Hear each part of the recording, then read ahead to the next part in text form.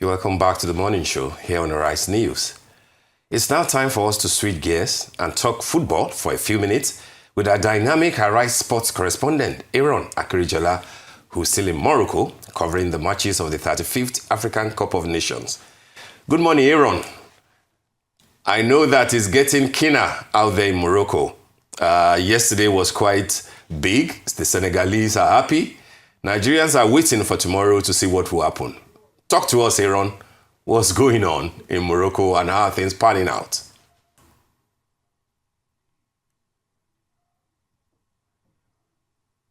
They will be taking on the Mambas of Mozambique, but let's focus on the start of the round of 16 that actually began yesterday with a lot of firepower and venom as we saw the Teranga Lions of Senegal come from behind to beat, some would say, Minnows, Sudan, 3-1. But remember, Sudan has been the surprise package of this tournament, understanding the travails they're having to go back and they're having to face back at home, but putting themselves together to put up a fantastic run. They must be commended heavily. But the Teranga Lions show tighter credentials once again with a masterful performance, thanks to assists from Sadio Mane, and even a 17-year-old becoming the youngest to actually score at the Africa Cup of Nations. I must say the Teranga Lions have shown tighter credentials, and if there is a team to avoid moving into the finals, it has to be the Teranga Lions, because when you look at it, they've appeared in finals after finals in the last 4 AFCONs. And you can't put it past them this time around.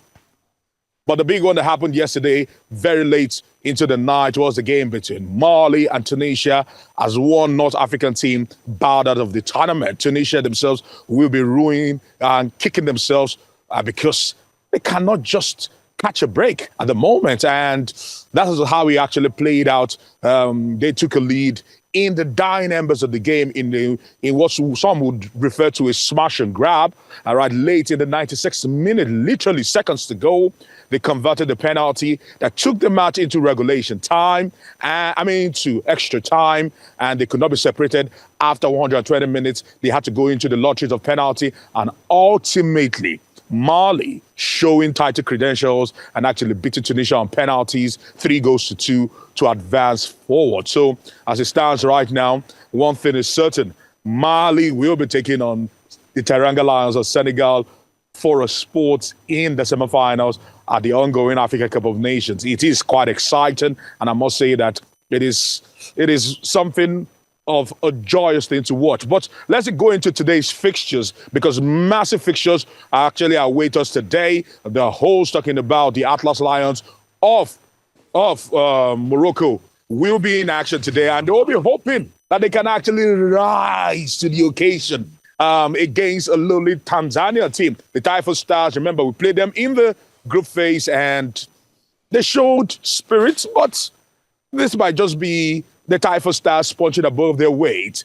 And the big one, South Africa against Cameroon. The Bafana against the Indomitable Lions. It's the star match for today. It's the star match of the round of 16. A lot of firepower, and I'm sure the Bafana will want to show that they have come of age. Remember, last time out, they got to the semifinals of the Africa Cup of Nations only to be beaten by the Super Eagles of Nigeria. I'm sure Hugo Bruce will be wanting to even take it a step further and get to another semifinals, or who knows, maybe even the final, but they would have to go through one particular team today, the Indomitable Lions, who have their own problems. Oh, no thanks to former player, now turned president of the Federation, Fekafu, talking about Samuel Eto'o Fields, stirring the honestness and causing confusion where there need not to be. And finally, before I come to you, of course, reports and news reaching us is the fact that Anthony Joshua has actually flown back to the UK yesterday and having been discharged from the hospital